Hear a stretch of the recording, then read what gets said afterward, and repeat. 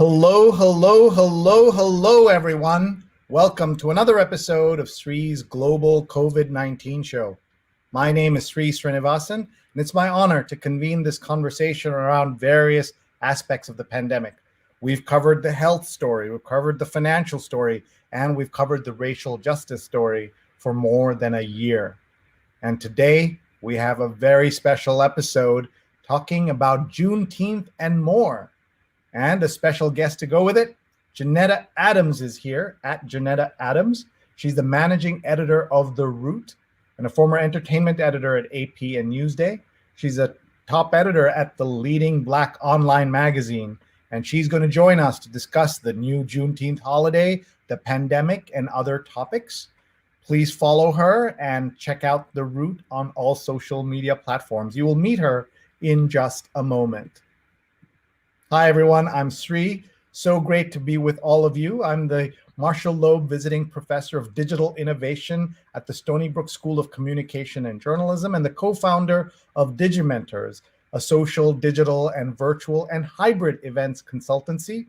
And we are so grateful that you're all with us, that you're all learning with us and talking with us. And we want to hear from you. Tell us where you're watching from and share your ideas. Please, let's tell you a little bit about this show. We've had more than 275 episodes, more than 1 million viewers, 525 guests, 303 of them have been women. Yes, we counted, from 75 cities and 22 countries, including the chief scientist of the World Health Organization.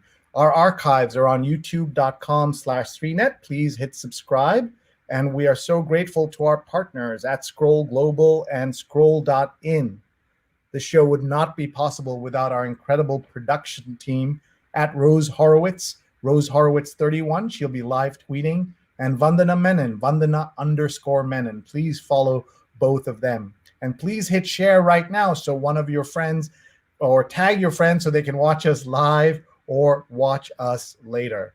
If you haven't seen what Digimentors does, this episode is just one of the things we do. We create talk shows for other folks. We make webinars. We do summits, conferences, social and digital media consulting, and we'd love to work with you.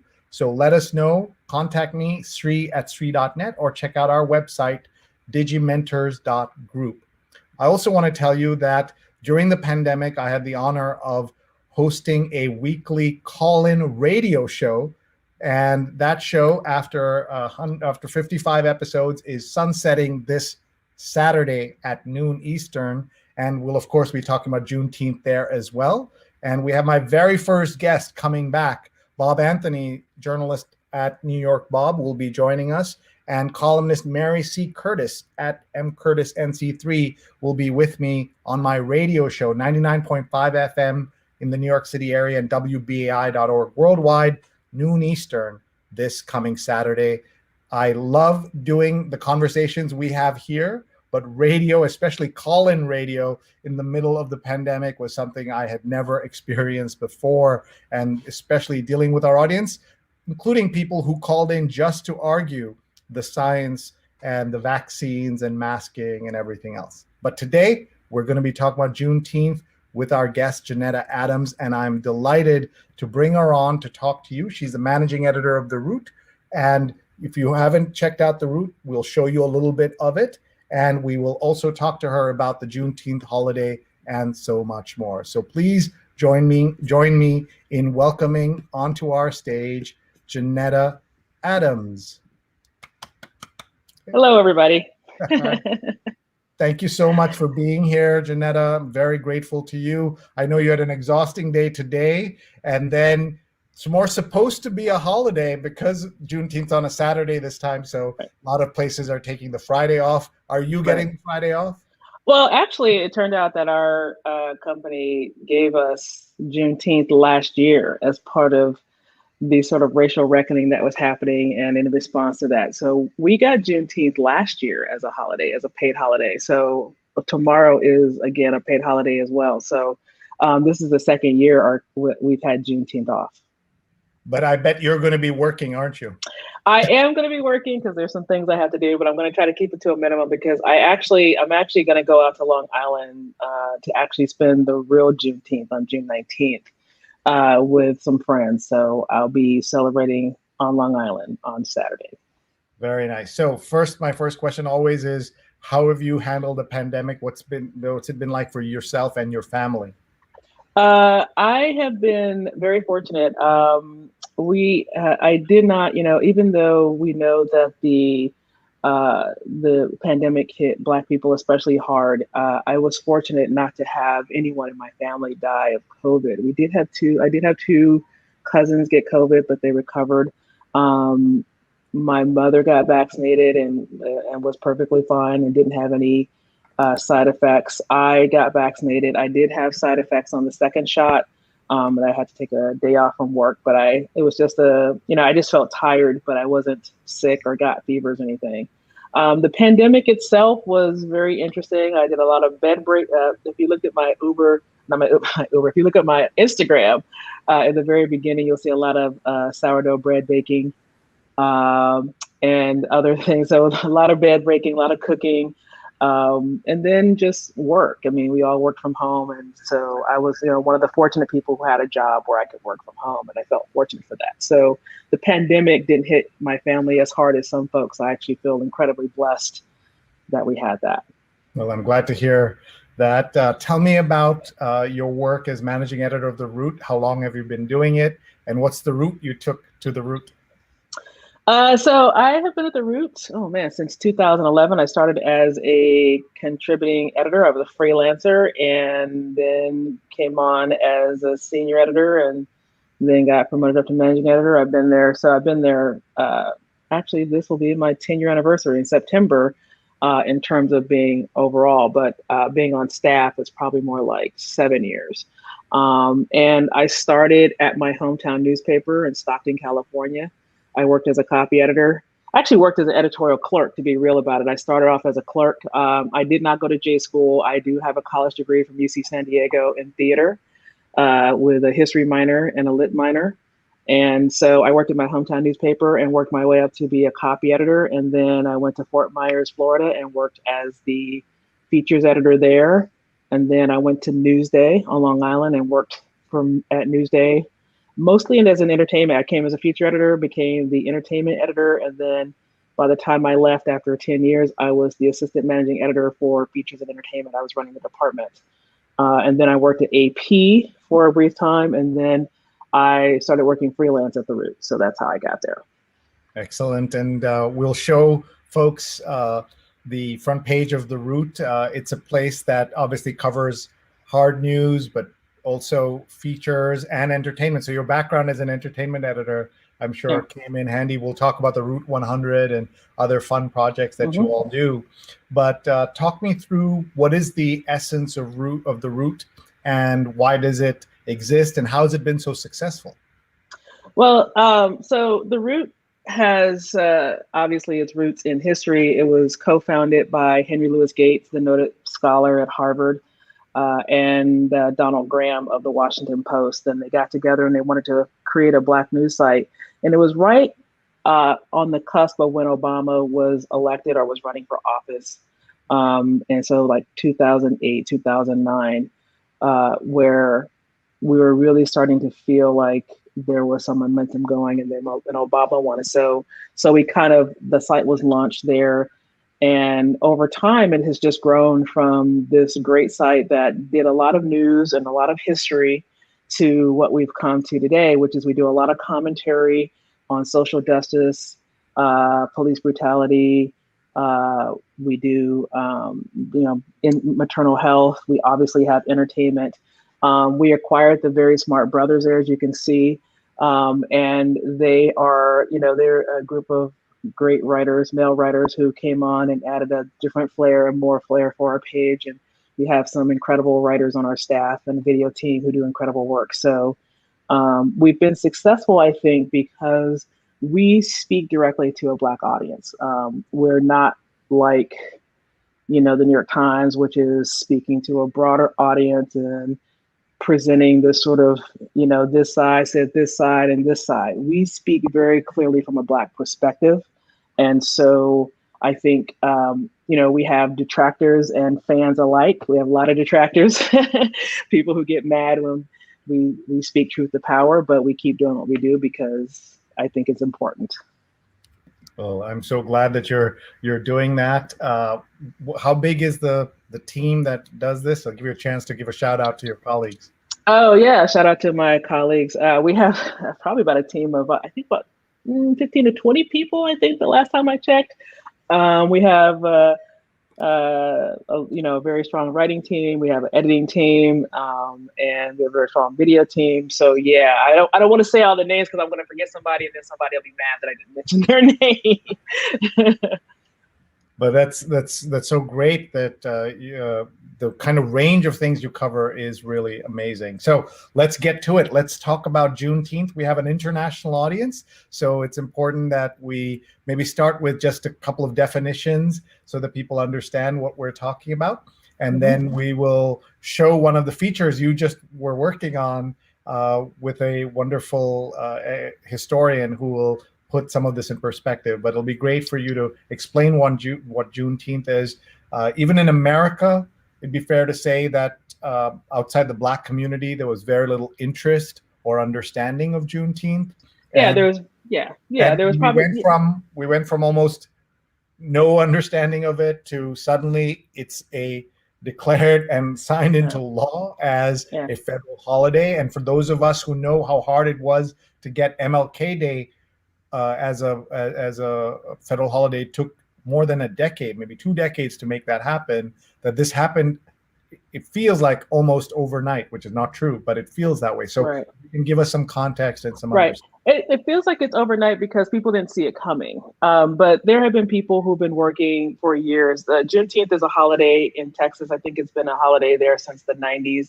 And there have been people in Texas who have been specifically trying to make it a holiday. So that's been going on for a while. The reason why it seems like it happened is because nobody expected this to be a holiday this year. And so it feels like it just came out of the blue, but there have been people working behind the scenes. And I believe Joe Biden had a woman called Ola Lee, who is 94 years old, who had been working for most of her life to make it a holiday. So that's how long it's actually been going on. So it hasn't, even though it happened incredibly quickly, people have been fighting to get this as a holiday for quite some time. And so just in terms of a quick definition of Juneteenth, June 19th, 1865 was the date when the Union Army arrived to Texas, the last Confederate state, the farthest Confederate state, and notified the slaves that they were free. And I say notify the slaves because the slave owners knew that Lincoln had issued the Emancipation Proclamation in 1863. They knew, they just didn't tell their slaves. And part of it was that their Confederate Constitution did not allow them to free the slaves, so they didn't tell the slaves. But so the Union Army arrived and on Juneteenth in Galveston, Texas, and told the slaves that they were now free, even though and this only applied to the Confederate states. That's the number one myth about the Emancipation Proclamation. I still see it in stories where people say it was the end of slavery in the United States. It wasn't the end of slavery in the United States. It was the end of slavery for Confederate states. Slavery for the entire United States didn't happen until December 1865 when they passed the 13th Amendment, because there were still 2 freeholding states in the Union. So that's when slavery really ends. So Juneteenth in and of itself is an important date because that's when the slaves and the enslaved in Texas learned they were free, and it's been celebrated and lauded as a day. So that's the day we're celebrating. And so, of course, there is so many different aspects to this. Can you tell us a little bit about the politics and how this, they were able to get this? So, as you said, it's been in a long time coming, but well, apparently it was proposed, and I guess it was in some committees, and I believe there was a senator, I think it was Senator Ron Johnson, who was actually objecting to it and didn't want to have it because it was going to cost the taxpayers money because they're giving federal employees a paid holiday off. But eventually he just relented and said, obviously nobody wants to debate this anymore, so I'm not going to stand in the way. And that's how it became. It was quickly resolved because it came out of that committee and they voted on it, and it was, it flew out the door. So that's how that happened. I think that was in the Senate on either Tuesday or Wednesday. I can't remember the exact day. And then, of course, the House passed it because the House was going to pass it. And, of course, Joe Biden signed it because he was going to sign it. So let's talk a little bit about the Republican side of this, because in his efforts to reach out to the Black community, Donald Trump said something about Juneteenth, that he would try to make this into a holiday and things like that, but they didn't take that very seriously. And now people who praised him at that time, Republicans who praised him for talking about Juneteenth, are now condemning Joe Biden for making this happen. Yeah, that's always how it is. I think the thing that's interesting about the Republicans, and I think Texas Governor Greg Abbott, who is a Republican, has been at the forefront of trying to make it a holiday because it has been a holiday in Texas for so long. I think it's just a way for the Republicans to sort of talk about the idea of freedom, because they love to talk about the idea of freedom, but they don't want to talk about the consequences of slavery and the long-term systemic effects that still exist to this day.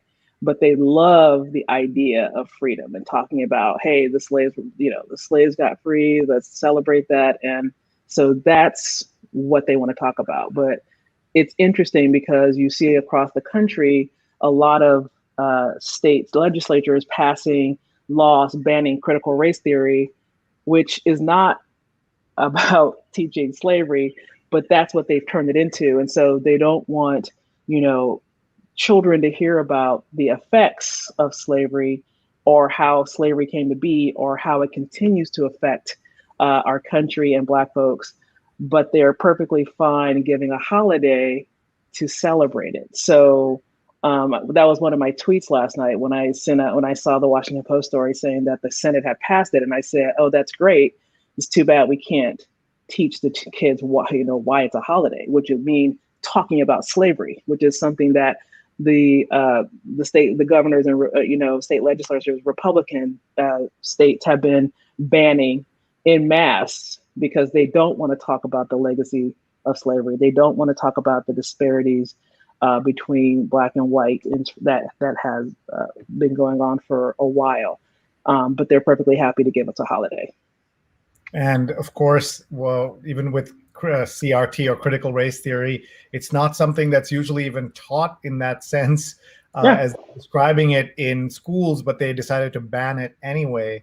And therefore, try to understand what Juneteenth was about and why there was slavery. That's not being discussed, but the holiday is being celebrated. Right.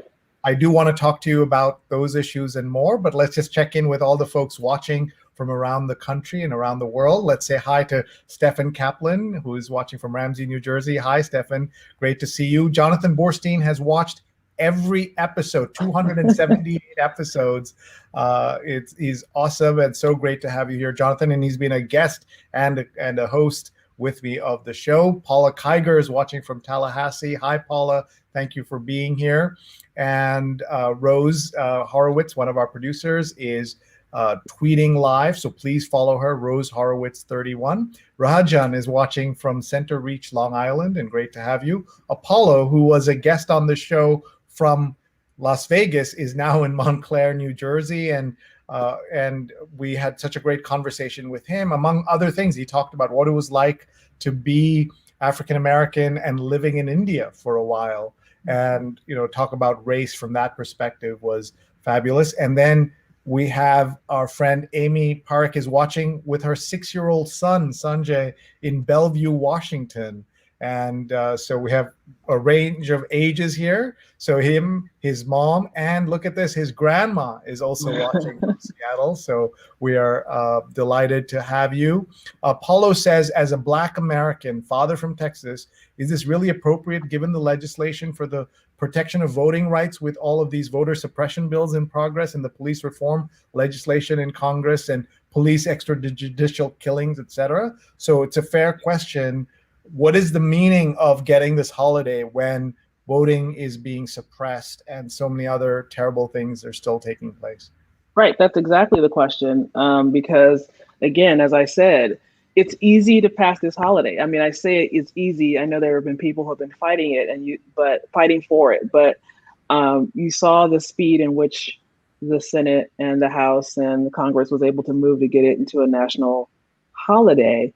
But the issues of police violence, voter suppression, these are all things that have stalled in the Senate because we have a very tight Senate. And Joe Manchin, a so-called Democrat, has said he's not going to get rid of the filibuster. He does not support. He does not support the one of the major voting bills. He supports the one of the smaller bills that's more limited. He supposedly supports that, but he doesn't support the actual bill that would actually fight some of the voter suppression laws that have been put into place by states across the country. And there is not even going to be movement on the policing bill, the George Floyd policing bill, because they're just not going to get traction. The Republicans are not going to have it. They claim to back the blue, even though they don't back the Capitol Police. But they don't want to put more rules in place to end police or to reform the police. Joe Biden, too, also has said he's not going to defund the police. In fact, he wants to give more money to the police. So it's not even that we even have agreement on the left on how to deal with police violence. When you look at all those things in total, Juneteenth is just more of a, they gave us a bone but it's not going to make people be quiet. I mean, it's not going to make people stop protesting in the streets for what they believe in. So it's great to have another paid day off. I'll take it, but I'll be back at work on Monday. We'll be still doing these same stories saying, what are you guys doing about voting rights? What are you guys doing about police brutality? Not going to stop. Yeah. And we should point out that, especially for our international audience, that just because it's a federal holiday doesn't mean it's a holiday for everyone, right? People, businesses can set what the holiday is, but by having there's a lot of this is obviously real, but it's also symbolic. To have that pressure of having the federal government give people a day off means that it's more likely that companies will give you time off. And then just to have another holiday that recognizes Black folks. What I don't understand, there's a lot of criticism out there today, unsurprisingly, from a lot of conservatives, is that it makes it sound like they're saying this is a segregationist holiday. They're saying this is celebrating only people of color, when in fact, why shouldn't white people be happy that slavery ended, right? That white people stopped owning people should be celebrated by everyone. This is not just for Black people. Yeah, I mean, a lot of that stuff is just, it's just sort of just being in bad faith. They don't really care about the issue. They just want to be contrarian. They don't care. They're talking about how, it's just it's going to compete with the 4th of July. It doesn't compete with the 4th of July. It's a subset of folks who are going to be mad about it. And they're just going to have to be mad because they're going to always be mad. There's nothing you can do about that. And by the way, this is another reminder that elections have consequences, and it's because because Congress, the House of Representatives, is in a Democratic majority that you are seeing this happen at this moment, and the Senate to make up the way it is as well. I want to talk. There's so many other things I do want to get to. We have just a little bit more time with Janetta Adams. I hope everyone will follow her on Twitter. Give us your Instagram as well, please. I think it's also at Genetta Adams. I use all my real names on all my social. You taught me that, sir. Yeah, we've known each other now for more than a decade, and it's been awesome. So Amy's son, Sanjay, who's 6, has a question. How many people wanted Juneteenth to be a holiday?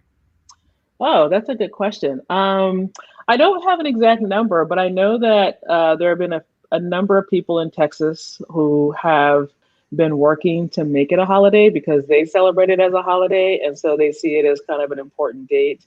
And Juneteenth is not the only day that's celebrated. There are other cities like Washington, D.C. has an Emancipation Day.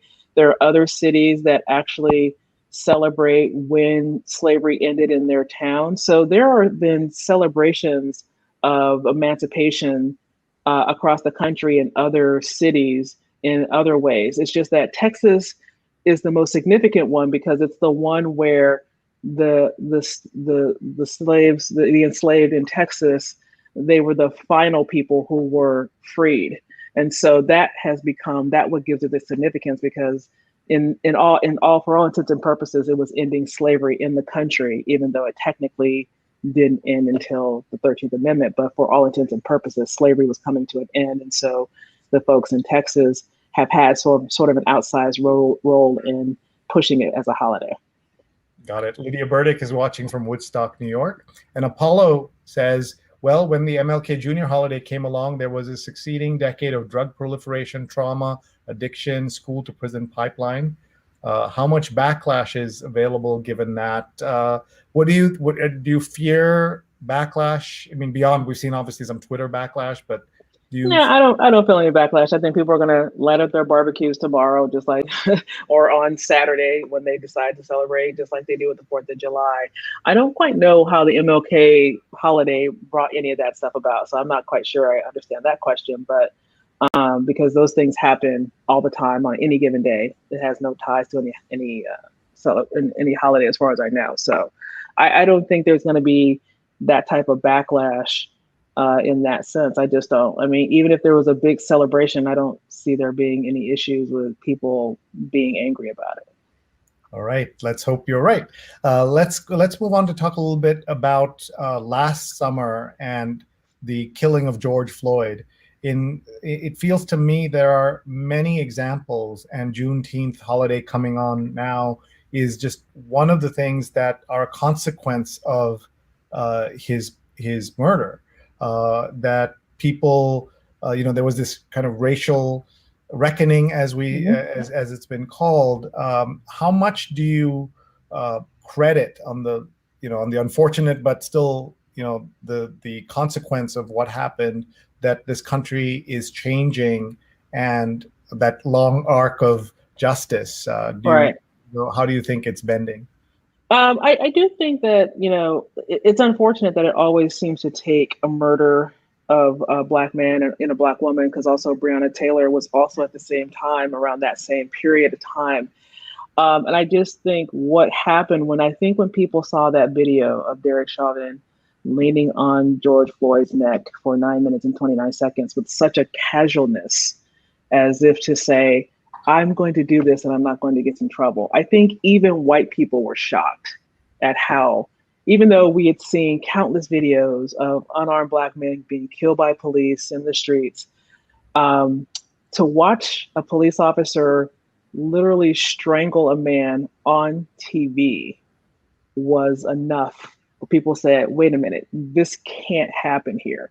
And we Black folks looked around and said, this happens all the time. Where have you been? And so I think that even white folks saw that what we have been talking about for decades, going back to Rodney King, and even before Rodney King, before we had video, white folks saw that and said, that can't be. And so I think in that sense, they were now willing to listen more.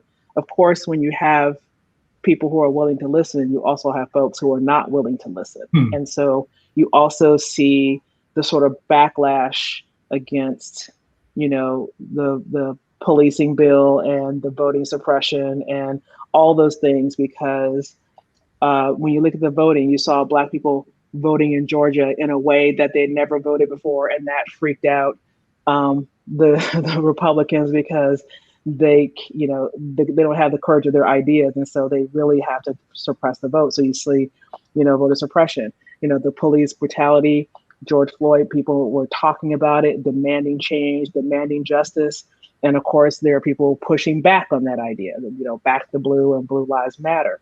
So that every time there is movement and progress in this country, there's always going to be someone fighting. But what has always happened is we have always managed to pull this country kicking and screaming to do the right thing and to live up to their ideals of liberty. That has always been the case, going back to slavery, going back to the Civil Rights Act or Civil Rights era, where people have always had to protest to get, demands. Like, what's the Frederick Douglass quote? Power concedes nothing without a demand. It never has and never will. That's exactly what this is. We have a question from our 6-year-old viewer. Sanjay is asking, how does Juneteenth relate to MLK Jr.? Well, It doesn't really relate to MLK Jr., but it does if you look at the list of holidays, it is now one that is specifically about African Americans. That's how it relates in that way. MLK was an important civil rights fighter and leader, and he championed black lives before Black Lives Matter was a thing. And so in that sense, it's connected to, Black history. It's part of our history. It's now, part of the national history. So in that sense, that's how they're connected. That makes a lot of sense. Folks, we're talking to Janetta Adams, and we have a few more minutes with her. I'd love to take a look again at the Root website, and also have you tell us a little bit about some of the big projects you have coming up, and what you have Route 25 and Route 100 and some of these. Yeah. Tell us what they're about. Okay. So yeah, we have a couple of, the big project we have coming up next is the Future 25. So this is our website, and you can see we have actually quite a bit of Juneteenth coverage in this. If you look at the top, you see the video. That's an interview with the author Annette Gordon-Reed, who has written a book about the history of Juneteenth. She is a Texan, but she's also a historian. And she has written a book about Juneteenth, and we ran an excerpt from that book yesterday, so you can also check that out. You can see in the top right corner, that's the story about Joe Biden signing the bill, making Juneteenth an official holiday. And if you look in the middle between that, you'll see that yellow thing. That is the story, the unfortunate story of the San Jose Sharks, who released an image in celebration of Juneteenth. Yes, that's right. Right. San Jose Shark, a hockey team, which is not really known for its diversity. The National Hockey League is not one of the more diverse sports leagues in America. They show they show a shark breaking chains. Yeah.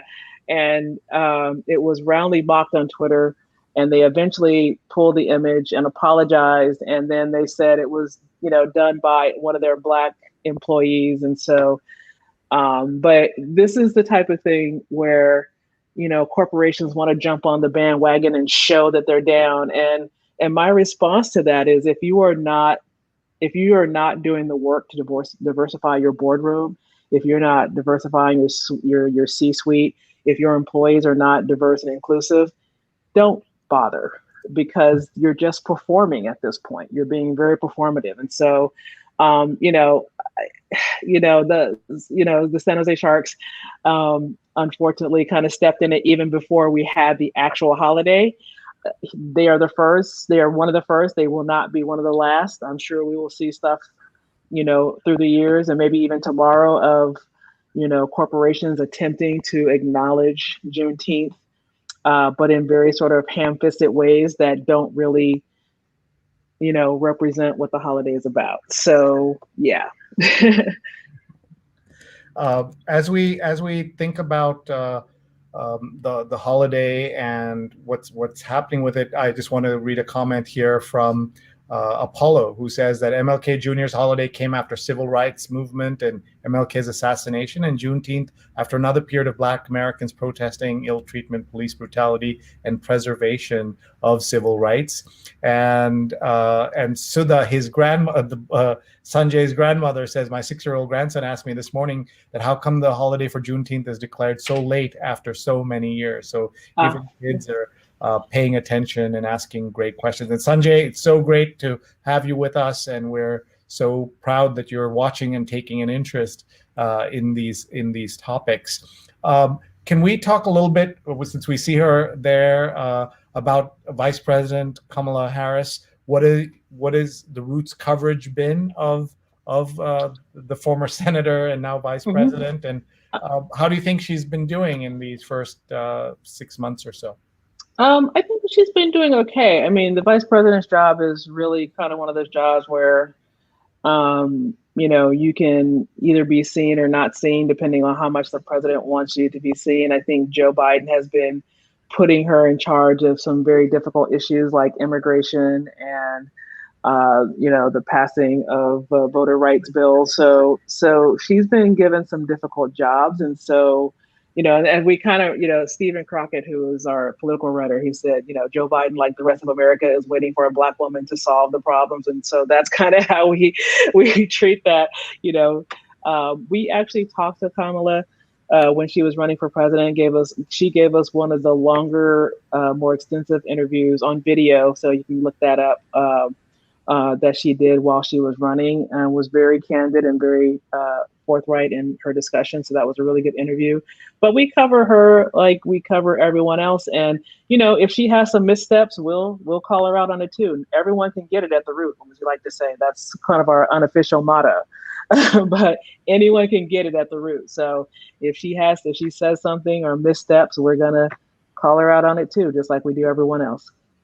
And let's talk a little bit, if we can, about the healthcare situation during the pandemic. And you alluded to this, that Black folks have been, suffered disproportionately during the pandemic. And there's also been some vaccine hesitancy because of the history of how Black folks have been treated by American medicine. Though I should tell you that on my radio show, one of our guests, Professor Jamila Michner, pointed out that the leading sign that you are going to not take the vaccine is if you're a white Republican man. Correct. The number one. Correct. And we don't talk enough about that. Correct. That is also true, right? But I would also say in terms of the hesitancy, let's also keep in mind that this was a vaccine the vaccines were created very quickly, and so there was always people. I am still fighting with one of my cousins who has yet to get vaccinated, and he claims that he will, and it's an ongoing fight. And so a lot of it is about the speed in which the vaccine was made. And I think that's more because people don't understand the science. And so and also because of the last 4 years, there's been sort of a lot of dismissal of science. And so people are afraid to listen to scientists. I mean, if you look at what's happening to Dr. Fauci right now, who was one of the most noted, the foremost scientists in our country on infectious diseases, has been since, Ronald Reagan and dealing with AIDS. He is the man who knows this stuff better, and he's been vilified in the press and been told he's not trustworthy. And so that filters down to everybody, even if you don't watch Fox News, and even if you don't pay attention to all the noise. The desecration of science has been one of the saddest parts, along with the media. I think has been one of the saddest parts of the last 4 years. Is that people don't trust scientists now. So they don't want to believe in climate change, even though most scientists say it's real. So I feel like the role that science has played in our society has been vastly diminished. And so people have a hard time trusting it, even though these people went to school for years of their lives. They worked hard and struggled and studied and did all the things they needed to do. And now politicians are calling them liars. And the same thing with media. People have worked hard to do the job of telling the truth, and the politicians call them liars. So people have doubts, and so even if there is that sort of historical legacy of talking about how Black folks are treated, there's also this current state that we're in as well. Sure, and this is such a important thing for everyone to pay attention to. And I think again, as a result of George Floyd's killing, there's been in medicine also people speaking up and saying that things need to change, and so many parts of our lives. We're almost out of time. Neil Parekh says he's joining late, but this couldn't be a more timely episode. And Neil is part of that family that's been watching in Seattle. So Neil, I feel like the family is watching. I love it. It's great on two sides of the country. He's in Virginia. And so before I come back to Janetta with some final thoughts, I'm just going to talk for a minute about some upcoming episodes, and then we'll be back to Janetta and her final thoughts for us. So let me just tell you that we're going to continue our conversation about Juneteenth this coming Saturday on the final episode of my Coping with COVID, a Helpful, Hopeful radio call-in show. And my guests are Mary C. Curtis and Bob Anthony. And we'll be talking about Juneteenth, the pandemic, and what we've learned after 55 episodes and 165 guests. Janetta, the guests on this show are, we're just reading their text. On a call-in radio show, people are calling in and we hear their voices. And so it's been an incredible privilege to host that show. And then on Sunday morning will be the next episode of the New York Times Read Along, which is every Sunday at 8:30 a.m. Eastern Time. And our guest is the is one of the former writers of the New York Times wedding section, which of course people are always interested in. And she's the author of a book. Her name is Kate Doughty. Mergers and acquisitions are everything I know about love I learned on the wedding pages of the New York Times. So that's 8:30 a.m. Sunday, and Neil is the executive producer of that show. And as soon as that show is over, we do She's on Call, which is a show about medical show hosted by our friends Dr. Sujana Chandrasekhar and Marina Korean. And today's topic is, this week's topic is medical school and summer safety tips.